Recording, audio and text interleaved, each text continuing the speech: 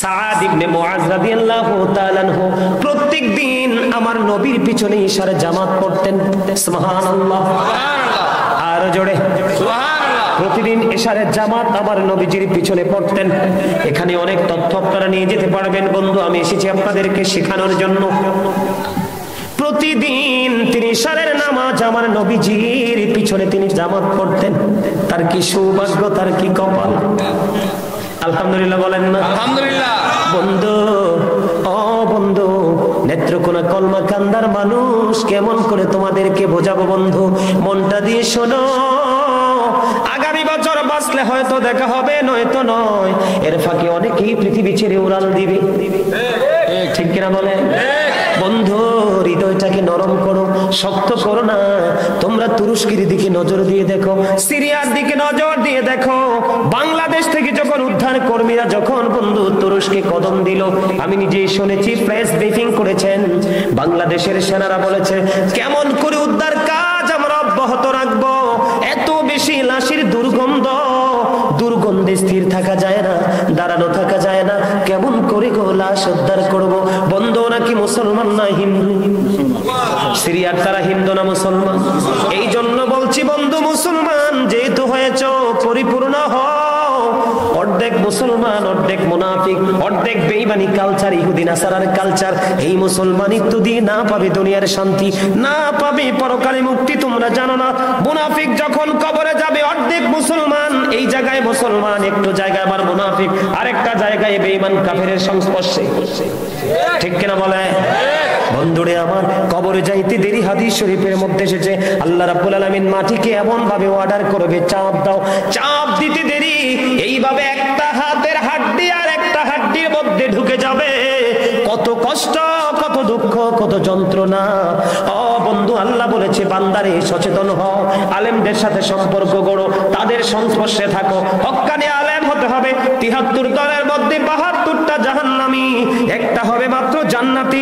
আর এই দল হলো আহলে সুন্নাত ওয়াল জামাত। জোরে জোরে কোন সুবহানাল্লাহ। যাদের সিনাই নবীর প্রেম আছে, নবীর পরিবারের প্রেম আছে, সাহাবায়ে কেরামের প্রেম আছে, আল্লাহর ওলিদের প্রেম আছে, মাযহাবের প্রতি প্রেম আছে, মাযহাবের ইমামদের প্রতি প্রেম আছে, তরিকার প্রতি প্রেম আছে, তরিকার ইমামদের প্রতি প্রেম আছে, ঠিক কিনা বলে? ইসলাম তো হুট করে এসে আজকে আসেনি। ধীরে ধীরে নবী রাসূল থেকে, সাহাবায়ে কেরাম থেকে ধীরে ধীরে আমাদের মাঝে ইসলাম এসে পৌঁছেছে, ঠিক কিনা বলেন? বন্ধু, সাবধান হয়ে যান। আল্লাহ সূরা ইউনূসের ৪৪ নম্বর আয়াতে স্পষ্ট করে বলে দিয়েছেন, ইন্নাল্লাহা লা ইয়াযলিমুন নাসা শাইআন ওয়ালাকিন্নান নাসা আনফুসাহুম ইয়াযলিমুন। আল্লাহ বলেছেন, আল্লাহ মানুষের উপর জুলুম করে না, মানুষ নিজেই নিজের উপর জুলুম করে। জোরে বলেন না নাউজুবিল্লাহ। আর জোরে। কিরে ভাই, তোর দিয়ে দাঁত 16টা দেখা যায়, হাসি দিছিস কেন? ব্যাপার কি? কি মনে হয়েছে? বউর কথা? কার কথা? কার কথা মনে হয়েছে? প্রেমের কথা মনে হয়েছে? ও আচ্ছা আচ্ছা, প্রেমের কথা মনে হয়েছে। আলহামদুলিল্লাহ বলেন। আরে সবাই একটু প্রাণ খুলে হাসেন না। আপনাদেরকে একটু এনার্জি দেওয়ার জন্য বলছি। সে খুব মজা করে একটা হাসি দিছে আমার ওই লাল টুপিওয়ালা ভাইয়ের সাথে। বেশি বেশি হাসবেন, হাসলে মন ভালো থাকবে, হার্ট ভালো থাকবে, সুস্থতা বেশি ভালো থাকবে। গোমরামুখী, এখনকার মানুষ বেশি গোমরামুখী থাকতে চায়, একা একা থাকে, নিজেকে নিজে অনেক বড় মনে করে একলা পথে হাঁটে, এজন্য এটি রাস্তাঘাটে হার্ট অ্যাটাক করে মারা যায়। দেখবেন যে মানুষগুলো হাসি খুশি থাকে, বন্ধু বান্ধব, মা বাবা, আত্মীয় স্বজন, পাড়াপড়শি, তাদেরকে নিয়ে সময় দিয়ে দেখবেন তারা কি কোলাহল ভাবে জীবন যাপন করে, অসুস্থতা সহজে আসে। কথা বলেন না কেন? আল্লাহ বলেছেন, আল্লাহ মানুষের উপর জুলুম করে না, মানুষ নিজেই নিজের উপর জুলুম করে। কোথায় যাবেন বলেন না? যাওয়ার রাস্তা আসেনি। ওয়াল্লাহু লা ইউহিব্বুজ জালিমিন। যারা জালেম, যারা নিজের উপর নিজে জুলুম করে, তারা হলো জালেম। আল্লাহ বলেছেন, জালেমকে আল্লাহ পছন্দ করেন না, ভালোবাসেন না। নাউজুবিল্লাহ বলেন না। ওয়ামা লিযালিমিনা মিন আনসার। জালেমরা যখন বিপদে পড়বে, আমার আল্লাহ তাদের জন্য কোনো সাহায্যকারীও রাখে না। এই জন্য বলেছি বন্ধু, আল্লাহ বলেছেন, লা ইয়ামুতু, মরার সুযোগ নাই, ফিহা ওয়ালা ইয়াহইয়া, বাঁচার সুযোগ নাই, ওয়ামা হুম আনহা বিগাইবিন, ওখান থেকে অদৃশ্য পানি পালিয়ে যাওয়ারও কোনো সুযোগ নাই। সবচেয়ে বড় দুঃখের খবর, কোরআন শরীফের 19 পারা সূরা শুআরার 88 নম্বর আয়াতে আবার আল্লাহ বলেছেন, ইয়াউমা লা ইয়ানফাউ মালু ওয়ালা বানুন। আপনার ধন সম্পদ সন্তান সন্ততি কিচ্ছু কাজে লাগবে না। ওয়াজ করে কে? আল্লাহ। জোরে জোরে বলেন কে? আল্লাহ। এই জন্য বলছি বন্ধু, সচেতন হতে হবে, সচেতন হওয়া লাগবে। আমরা দুনিয়ার সময় দুনিয়াকে নিয়ে ব্যস্ত থাকবো, আল্লাহর গোলামির সময় আল্লাহর গোলামি নিয়ে ব্যস্ত থাকবো। তাহলে আমরা আল্লাহর প্রিয় মাহবুব বান্দাদের অন্তর্ভুক্ত হয়ে যেতে পারবো। বন্ধু, যেটা বলতে চেয়েছিলাম, সাআদ বিন মুআজ রাদিয়াল্লাহু তাআলা আনহু প্রতিদিন তিনি ইশারের জামাত পড়তেন আপনার আমার প্রাণের নবীর পিছনে। এখান থেকে নামাজ শেষ করে তিনি ওনার গোত্রে চলে যেতেন, ওনার বাড়িতে চলে যেতেন, ওনার মহল্লায় চলে যেতেন। ওনার মহল্লায় চলে গিয়ে বন্ধু উনি আবার ওখানকার মানুষের ইমাম হয়ে নামাজ পড়াতেন। সুবহানাল্লাহ। আইয়েনা মুখ দিয়া আরো জোরে কর না। হযরতে আবু সাঈদ খুদরি রাদিয়াল্লাহু তাআলা আনহু থেকে হাদিস বর্ণিত, আমার নবী জানিয়ে দিয়েছেন, তোমরা এমন ভাবে জিকির করো তোমাদেরকে দেখলে যেন লোকে পাগল বলে। আর আপনি আমি জিকির সুবহানাল্লাহ বলতে বলি, আপনার শরীরও জানেন আপনি কি করেন। সচেতন হতে হবে, একটু মন দিয়ে শোনেন, গুরুত্বপূর্ণ আলোচনা বসতে হবে বন্ধু। তিনি নবীর পিছনে নামাজ পড়ে উনি ওনার গোত্রে গিয়ে তিনি আবার এশারের জামাত পড়াতেন, তার মানে তিনি ইমাম হয়ে যেতেন। বন্ধু, তিনি যখন এশারের নামাজে দাঁড়িয়ে যেতেন, অনেক লম্বা কেরাত তিনি ধরতেন।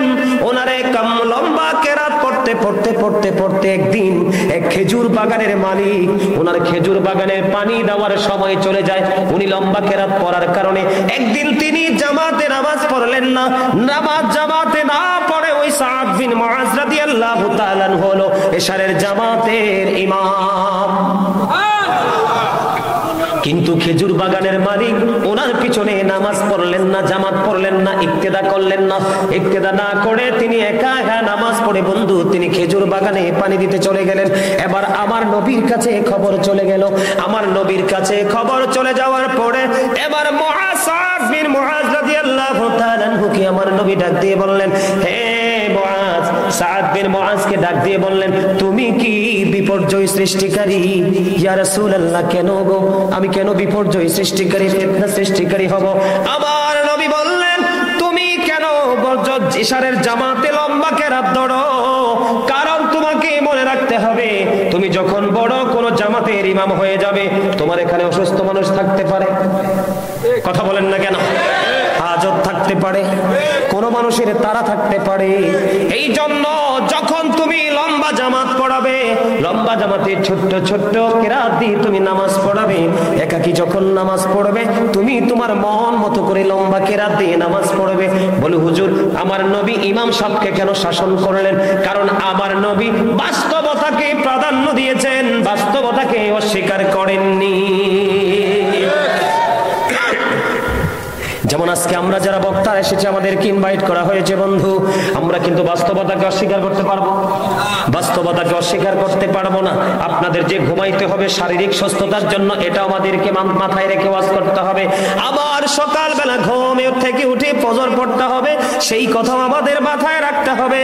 এবং সকালবেলা ফজর পড়ে সকালে ব্রেকফাস্ট করে আপনি কিন্তু মর্নিং ওয়াকে নেমে যাবেন। কথা বলেন না কেন? হার্ড ওয়ার্কিং করতে হয়, বাংলাদেশের মানুষ অনেক শক্ত পরিশ্রম করতে হয় জীবন এবং জীবিকার জন্য, ফ্যামিলি পরিবারের জন্য। এই বাস্তবতাকে অস্বীকার করা যাবে না, সেইটা মাথায় রেখে আলোচনা করতে হবে বন্ধু।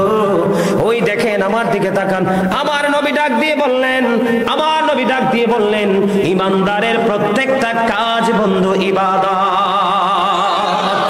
কারণ ওই যে খেজুর বাগানের মালিক,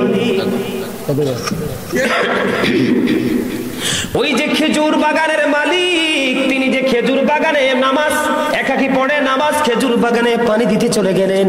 আমার নবী খেজুর বাগানের মালিককে কোনো শাসন করেননি। সুবহানাল্লাহ বলে না? কি করেননি? খেজুর বাগানের মালিককে শাসন করেননি। তার কারণ হলো খেজুর বাগান যখন সতেজ থাকবে তখন গাছে বন্ধু গাছ ভরে খেজুর ফল আসবে, আর এই ফল দিয়ে নিত্যদিনে মানুষের চাহিদা মিটাবে। এই জন্য ওই খেজুর বাগানের পরিচর্যা করো ইবাদত। এই জন্য আমার নবী বলেছেন, এমন ভাবে নামাজ পড়া যাবে না যে এইভাবে নামাজ পড়লে তোমার অর্থ উপার্জনের ক্ষেত্রে ব্যাঘাত হয়। দেখছেন ইসলাম কত সুন্দর, কি চমৎকার না? আপনি যখন একা একা নামাজ পড়েন, প্রাণ খুলে লম্বা কেরাত দিয়ে পড়েন, সূরা বাকারা শেষ করে ফেলেন, কোনো সমস্যা নেই। কিন্তু লম্বা জায়গায় পড়লে পিছনে মুসল্লির কথা আপনাকে চিন্তা করতে হবে। তখন আমার নবী সাআদ বিন মুআজ রাদিয়াল্লাহু তাআলা আনহুকে যখন বড় জামাতের ইমাম হবে, ছোট্ট কেরাত দিয়ে নামাজ পড়ার অর্ডার দিলেন। আপনারা কিছু বুঝেননি আমার ওয়াজ থেকে? কিছু বুঝেন? আসলে সত্যি বুঝেন? এগুলো কি ব্রেনে ঢুকাচ্ছেন তো? তার মানে এখানে একটা জিনিস কি, আপনাকে আল্লাহ বলে নাই যে তুমি শুধু সারাদিন ইবাদত করো, পৃথিবীর কর্ম তুমি ছেড়ে দাও। কারণ কোন পিতা যদি অন্যের উপর নির্ভরতা থেকে নিজেকে বাঁচানোর জন্য, কিসের জন্য? অন্যের উপর ডিপেন্ডেন্ট নিজেকে করবে না, তিনি নিজের পায়ে নিজে দাঁড়াবে, সেই নিজের পায়ে নিজে দাঁড়ানোর জন্য শুধু পরিশ্রম করে এবং ফ্যামিলি পরিবারের চাহিদা মেটানোর জন্য সে পরিশ্রম করে, কর্ম করে, যে যেই কর্ম শিখেছে সেই কর্ম করে, সে যদি কর্ম শুরু করার আগে থেকে যদি নিয়ত করে, আল্লাহ গো আমি তো আমার জন্য, আমার ফ্যামিলি পরিবারের জন্য আমি পরিশ্রম করছি, এর বিনিময়ে তোমার কাছে একটা সওয়াবও চাই, তোমার কর্মও হবে এবং তোমার আমল নামায় সাদকার সওয়াবও চলে আসবে। আর জোরে বলেন না সুবহানাল্লাহ। বন্ধুরে আমার, ইমানদারের প্রত্যেকটা কাজ বন্ধু ইবাদত, মুমিনের প্রত্যেকটা কাজ বন্ধু ইবাদত। কারণ আপনি শুধু আমল করলেই তো চলবে না, আপনাকে পৃথিবী ফরমালিটিও মানতে হবে।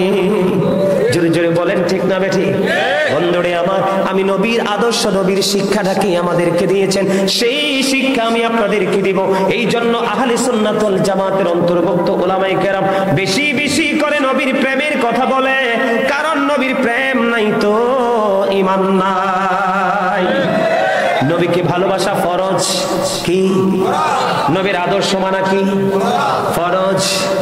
নবীকে কথার দ্বারা, চিন্তার দ্বারা, সাপোর্টের দ্বারা, ভাবনা দ্বারা নবীর সম্মানকে খাটো করা, এটা আমাদের জন্য কুফরি। এই জন্য রাসূল বলেছেন, ক্বালা মান সাব্বা নাবিয়্যা ফাকতুলুহু ওয়া মান সাব্বা সাহাবী ফাদরিবুহু। নবীকে গালি দিলে, নবীর শানে আঘাত করলে, উম্মত তোমরা তাকে হত্যা করে ফেলো। সাহাবায়ে কেরামকে গালি দিলে তোমরা তাদেরকে প্রহার করো, তার মানে বাইন্দা পিটাও। কি কি হয়েছে তোমার? কি মনে হয়েছে? কি কোনো কথা আছে তোমার? কথা নাই? আচ্ছা যাক, ভাবছি কোনো নেগেটিভ চিন্তা করে নি, আবার হাসি দিচ্ছে। কই এলে সব মনের ভিতরে রাখলে সাপ দিব, এটা ঠিক কিনা? ঠাস ঠুস কই এলেবেন, শেষ। কথা ভালো লাগে না? এটা কি আমাদের জন্য শিক্ষা কিনা? বলে হুজুর এখানে কিন্তু আরেকটা এক্সাম্পল আছে। আমাদের বাংলাদেশে কিছু শ্রমিক আছে, ফজরের সময় কিন্তু কাজ থাকে না। কি থাকে না? ফজরের সময় কোনো কর্ম থাকে না, ফজরের সময় উঠে নামাজও পড়ে না, তিনি মালিকের কর্ম করতে যায়। জোহর হলো লাঞ্চ টাইম, ঠিক কিনা? জোহর হলো লাঞ্চ টাইম। এখন জোহরের নামাজ পড়া মসজিদে বৈশা বৈশা তাসবিহ জফে। তাসবিহ তুমি হাঁটতে হাঁটতেও পড়তে পারো, কি বলেন হুজুর? বসে বসেও পড়তে পারো, শুয়ে শুয়েও পড়তে পারো, কাজ করতে করতে পারো। কারণ তাসবিহ তো হাতে পড়বে না, পড়বে তোমার অন্তর। কথা বলেন না কেন? এই জন্য তুমি ইবাদত করতে গিয়ে তোমার কর্মের সময় ফাঁকি দিতে পারবা না। আবার কর্মের দোহাই দিয়ে তুমি তোমার ডিউটি টাইম টু টাইম এটাকেও বাদ দিতে পারবা না। যদি কর্মের সময় কর্ম, আল্লাহর গোলামির সময় গোলামি করো, তাহলেই তুমি হবে বড় ধন্য একজন আল্লাহর বান্দা। এবার আসে, ঠিক আছে? এই তুজি সুন্দর নূর নবীজি, নামটি মধুমাখা, বলেন এই তুজি সুন্দর নূর নবীজি, নামটি মধুমাখা, তুমি ছাড়া শূন্য জীবন, আমি যে বড় একা। বলেন এ তুজি সুন্দর নূর নবীজি, নামটি মধুমাখা, তুমি ছাড়া শূন্য জীবন, আমি যে বড়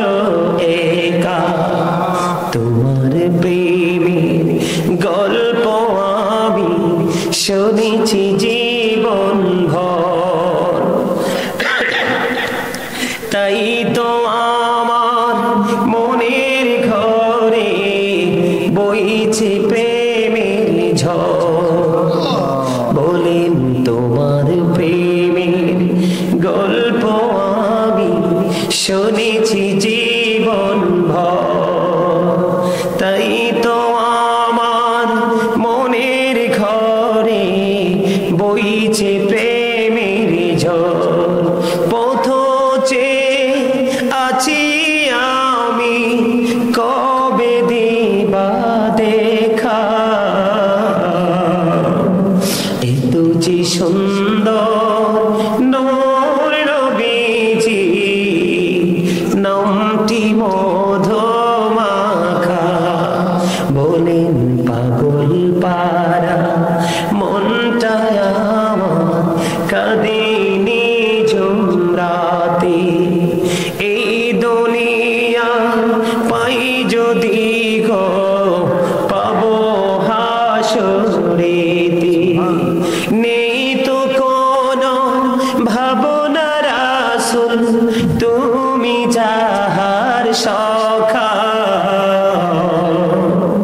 এই তো যে সুন্দর নূর নবীজি নামটি মধুমাখা।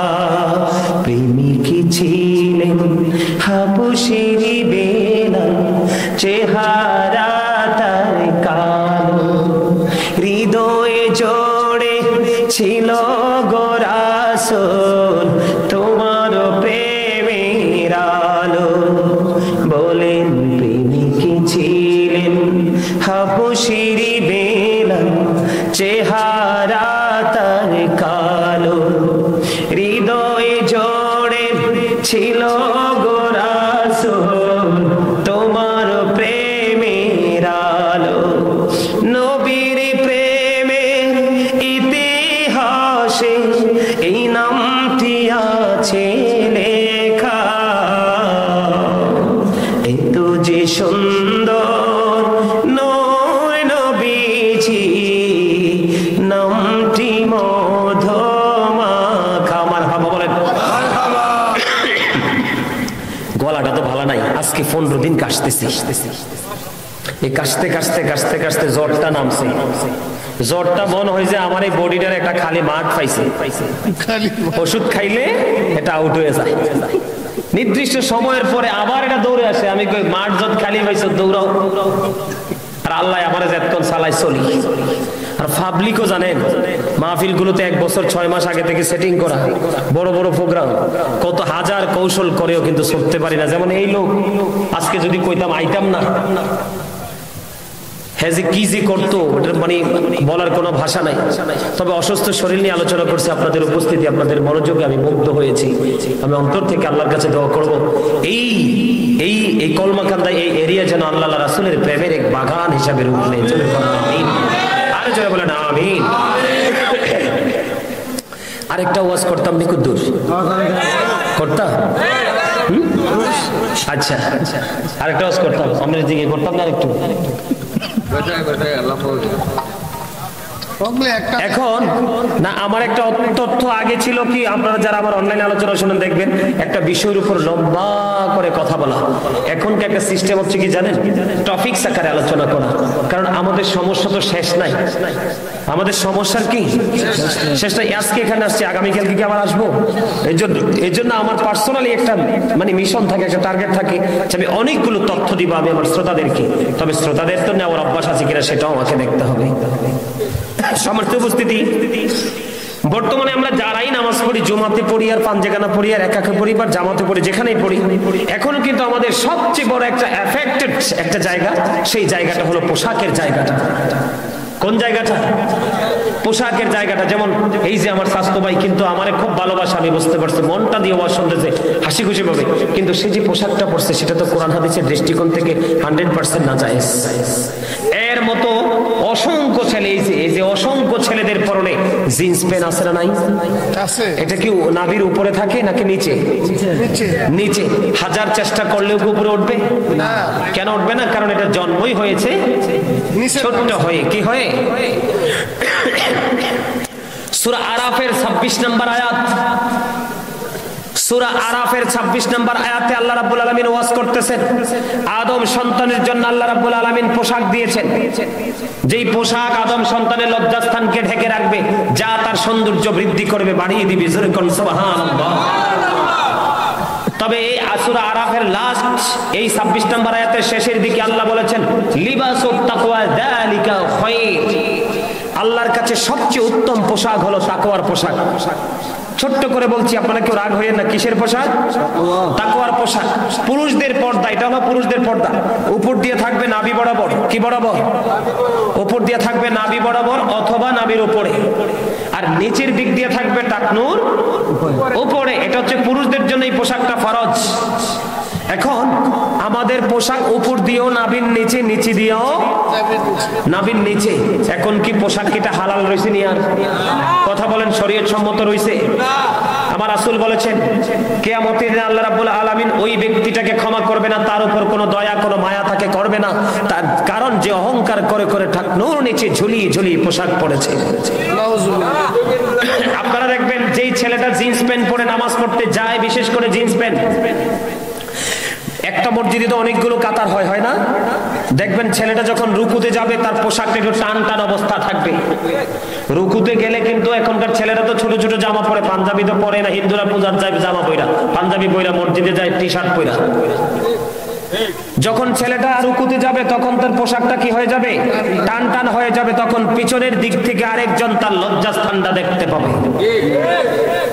এখন তুমি যে তোমার লজ্জাস্থানটাকে ওপেন করে দিয়েছো, পিছনের কাতার থেকে আরেকজন তোমার লজ্জাস্থান দেখেছে, তার চোখ কি তুমি পাপী বানিয়েছো? তুমি নিজেও পাপী হয়েছো।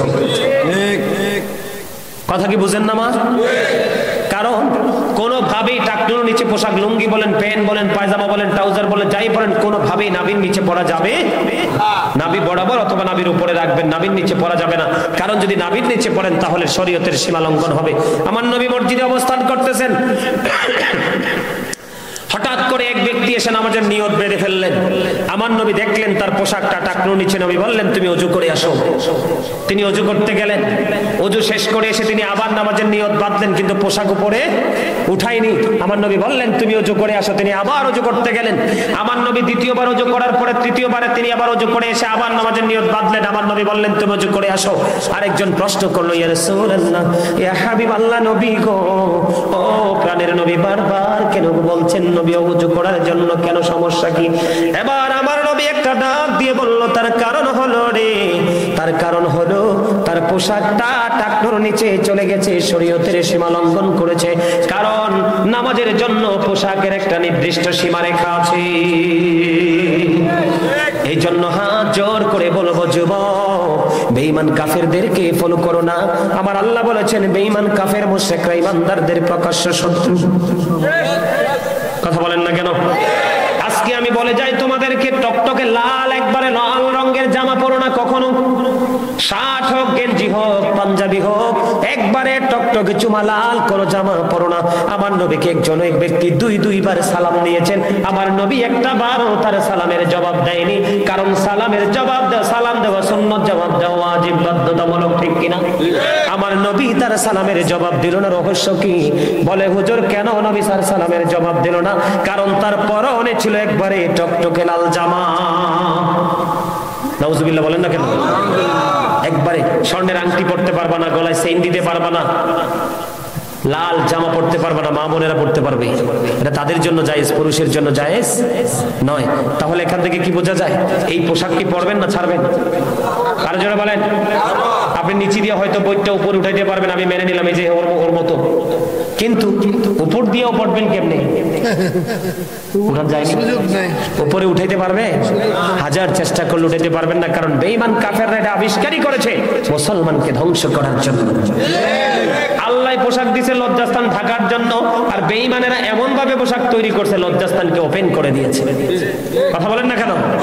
আবু বকর সিদ্দিক রাদিয়াল্লাহু তাআলা প্রশ্ন করলো, নবী গো আমি আমার পোশাকটাকে টাইট করে পরি গো, আমি চাই না আমার পোশাকটা টাকনোর নিচে চলে আসুক, কিন্তু মনের অজান্তে টাকনোর নিচে চলে আসে, আমি কি সাজার অন্তর্ভুক্ত হব? আমার নবী বললেন, না আবু বকর, যারা ইচ্ছে করে অহংকার করে করে ঝুলিয়ে ঝুলিয়ে পড়ে তাদের জন্যই শুধু সাজা বরাদ্দ, যারা ইচ্ছে করে পড়ে না তাদের কোনো সাজা নাই। সুবহানাল্লাহ বলেন না কেন? আরে জোরে দেখছেন ইসলাম কত সুন্দর। আজকে তো আমরা দুনিয়া নিয়ে দুনিয়া নিয়ে, পৃথিবীর লোভ লালসা নিয়ে, পৃথিবীর চাওয়া পাওয়া আমাদের শেষটাই। আমার দিকে তাকান, আবু বকর সিদ্দিক রাদিয়াল্লাহু তাআলা আনহুর একটা মুহূর্তের প্রেম হযরত ওমর রাদিয়াল্লাহু তাআলা আনহুর আকাশের তার চাইতে গণলে বেশি হবে ইবাদত। ওমরের সমস্ত জীবনের প্রেম এক পাল্লায় তুললে আবু বকরের প্রেমের চাইতে কখনো ভারী হবে না। আবু বকর কেন এত দামি হলো? সাহাবীরা কেন এত দামি? নবী কি নিজের চর্ম চক্ষু দ্বারা দেখেছেন, ঈমানি চক্ষু দ্বারা নবীকে দেখেছেন, নবীর হুকুম মেনেছেন এবং নবীর জন্য তাদের জীবনটাকে প্রস্তুত রেখেছেন। আমি আপনাদেরকে ছোট্ট করে একটা মেসেজ দিব, আমার দিকে তাকান। বন্ধুরে আমার নবী, আপনার নবী তাবুক যুদ্ধের পূর্বে দান করার জন্য অনুমতি দিলেন। এবার হযরতে ওমর রাদিয়াল্লাহু তাআলা আনহু বললেন, জীবনে কোন দিক দিয়ে আবু বকরকে ওভারটেক করতে পারছি না, আবু বকরকে ওভারটেক করতে পারিনি, আবু বকরের অগ্রবর্তী হতে পারিনি, আজকে সুযোগ পেয়েছি আবু বকরকে হারাবো। আল্লাহু আকবার। দেখেন তাদের মধ্যে কি কম্পিটিশন হয় আর আমাদের মধ্যে কি কম্পিটিশন হয়। নবী যখন দানের কথা বললেন, খরচের কথা বললেন, তখন ওমর মনে মনে কি চিন্তা করে যে জীবনে কোনোদিন আবু বকরকে কি করতে পারেনি, আবু বকরকে হারাতে পারেনি, আজকে সুযোগ পাইছি আবু বকরকে কি করব, হারাবো বন্ধু। এবার হযরতে ওমর রাদিয়াল্লাহু তাআলা আনহু রাসূলের দরবারে অর্থ নিয়ে যখন চলে গেল বন্ধু, এবার আমার নবী হযরতে ওমর রাদিয়াল্লাহু তাআলা আনহুকে প্রশ্ন করলো, ওমর তুমি তোমার ফ্যামিলি পরিবারের জন্য কতটুকু রেখে এসেছো? এবার ওমর রাদিয়াল্লাহু তাআলা উত্তর দিল, ইয়া রাসূলুল্লাহ, ইয়া হাবিবাল্লাহ, নবী গো, প্রাণের নবী, আমি এইখানে যতটুকু এনেছি তার সম পরিমাণ আমার ফ্যামিলি পরিবারের জন্য রেখে এসেছি। এবার বন্ধু নবী ওমরের উত্তর যখন পেয়ে গেল, এবার আবু বকরকে প্রশ্ন করলো, আবু বকর তুমি তোমার ফ্যামিলি পরিবারের জন্য কতটুকু রেখে এসেছো? এবার আবু বকর উত্তর দিল, ইয়া রাসূলুল্লাহ, ইয়া হাবিবাল্লাহ, নবী গো, আমি আমার যা ছিল সব আমি আপনার কদমে নিয়ে এসেছি। ফ্যামিলি পরিবারের জন্য কি রেখে এসেছো? কয় আমি আমার ফ্যামিলি পরিবারের জন্য আল্লাহ এবং আল্লাহ রাসূলকে আমি রেখে এসেছি।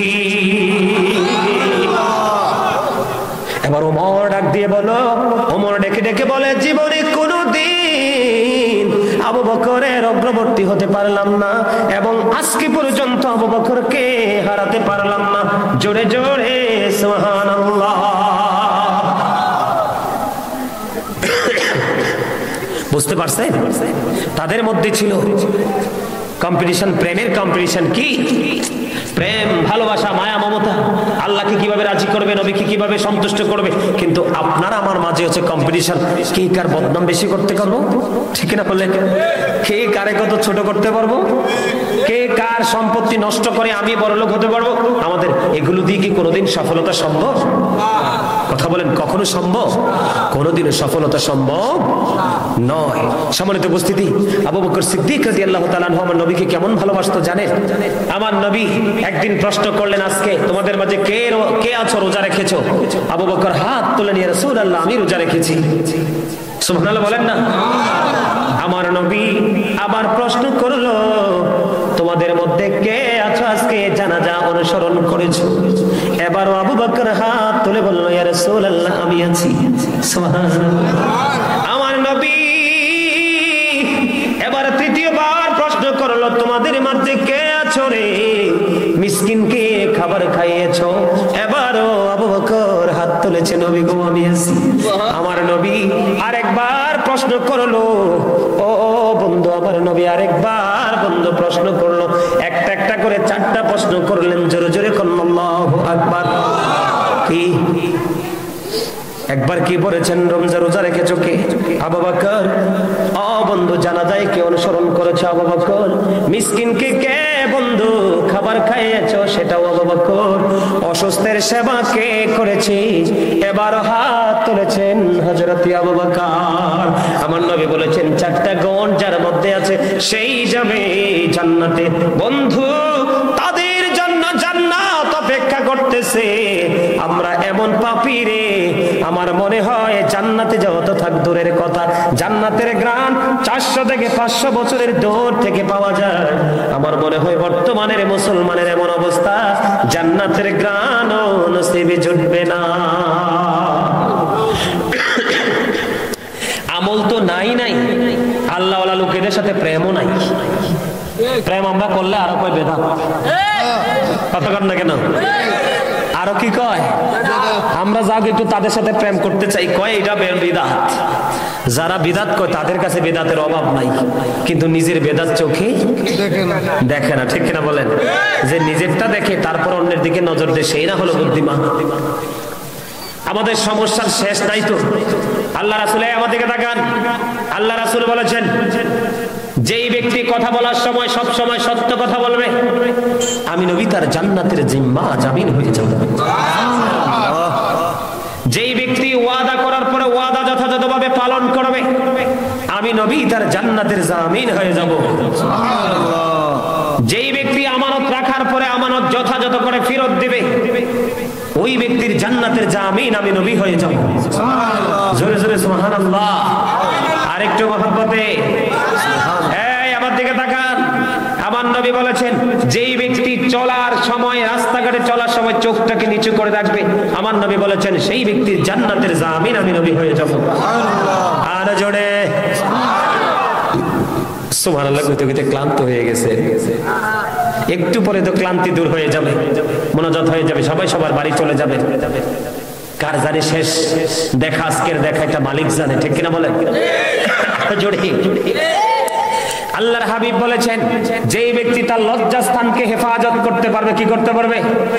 মানুষের পাপ কিন্তু দুই জায়গা দিয়ে বেশি হয়। কয় জায়গা?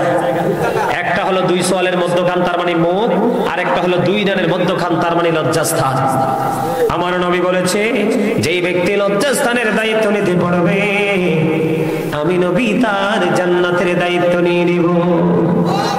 যেই ব্যক্তি নিজের হাত এবং পা, নিজের বডিকে অন্যের হক নষ্ট করা থেকে দূরে থাকতে পারবে, আমি নবী তার জান্নাতের জামিন হয়ে যাব। এই যে নিয়ামতগুলো আমাদের কাছে আছে নাই, যাবেন কোথায়? আল্লাহ যা দিয়েছেন নিয়ামতের হিসাব আল্লাহর কাছে দিতে। জীবনের সময়গুলো কোন কোন কাজে ব্যয় করেছেন জবাব দিতে হবে। যৌবন কালটা কোন কাজে ব্যয় করেছেন সেই জবাব দিতে হবে। পানি পড়ে না, এদিকে এসে পড়েন না, কথা বলেন। যৌবন কালটা কোন কাজে ব্যয় করেছেন সেই জবাব দিতে হবে। জীবনের সময়গুলো কোন কোন কাজে ব্যয় করেছেন সেই জবাব, কোন পথে অর্থ উপার্জন করেছেন এবং কোন পথে অর্থ ব্যয় করেছেন সেই জবাব, দিন শিক্ষা অনুযায়ী কতটুকু আমল করেছেন সেই জবাব আল্লাহর দরবারে দিতে হবে। বাঁচার কোনো উপায়, মরার কোনো সিস্টেম, পালাবার কোনো সুযোগ পারবেন? হ্যাঁ, বাঁচার রাস্তা একটা আছে। হযরত আনাস রাদিয়াল্লাহু তাআলা আনহু থেকে হাদিসখানা বর্ণিত। আমার নবী, আপনার নবী সরকারে মদিনাকে প্রশ্ন করা হলো। এক ব্যক্তি প্রশ্ন করলো, ইয়া রাসূলুল্লাহ, ইয়া হাবিবাল্লাহ, নবী গো, কিয়ামত কখন হবে গো নবী? আমার নবী বললেন, কিয়ামতের দিনের জন্য তুমি কি প্রস্তুতি নিয়েছো? এবার আমার নবী যখন প্রশ্ন করলেন, জনৈক ব্যক্তি উত্তর দিল, নবী গো, কিয়ামতের দিনের জন্য কোনো প্রস্তুতি নিতে পারিনি, তবে আল্লাহ এবং আল্লাহর হাবিবকে ভালোবাসি। এই কথা বলতে দেরি রে আমার নবী জানিয়ে দিলেন যে তুমি যাকে ভালোবাসো তার সাথেই তুমি থাকবা। এখন ভালোবাসতে হইলে ওই ভালোবাসার মানুষের সাথে প্রেম। এই আসতে আছে সামনে রোজা, আপনাদের যাদের ধন সম্পদ আছে, সোনা গয়না আছে, সেগুলোর জাকাত দিবেন। এই জাকাত না দিলে কিন্তু খবর আছে। আপনার এই যাকাত না দিলে কাল কিয়ামতের দিন আপনার এই অর্থকে কি করবে? একবারে ভয়ঙ্কর সাপ বানাইয়া গলায় ঝুলাইয়া দেওয়া হবে, আর কন্টিনিউয়াস বল মারতে থাকবে। নাউজুবিল্লাহ। দেখেন না মাঠে অনেক সময় ফসল নষ্ট হয়ে যায়, কথা কয় না? পাকা ধান নষ্ট হয় না? যেমন আলু ফলন হয়েছে বাম্পার, এমন বৃষ্টি দিতে পচে গেছে, ঠিক কিনা বলেন? আপনার শুধু সম্পত্তি, যা অর্থ, সোনা গয়না, টাকা পয়সা আছে, সেগুলোরই শুধু যাকাত দেয় না, আপনার যে ফসল যে উৎপাদন হয় এই ফসলের ওসরও আদায় করতে হয়। কি করতে হয়? আপনার মাঠে, গাছে, বাগানে যে ফল হয়েছে এগুলোর মধ্যেও কিন্তু গরিবের হক আছে, এগুলো দিতে হবে। সম্মানিত উপস্থিতি, আমি আপনাদেরকে বলে দিতে চাই, এই যে একটার পর একটা সমস্যার কথা বলতে থাকলে কিন্তু সমস্যার শেষ হবে না। হবে? আমাদের মাঝে সমস্যা আছে না নাই? আরো জোরে বলেন না কেন? আছে। এই সমস্যার সমাধান করতে হলে একটা মাত্র রাস্তা আমাদের জন্য ওপেন আছে, সেই রাস্তা।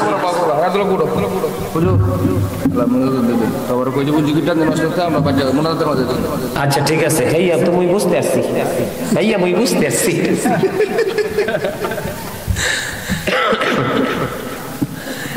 আপনারা হাসতে পারলেন না? গত বছর ইচ্ছা করে চাইছি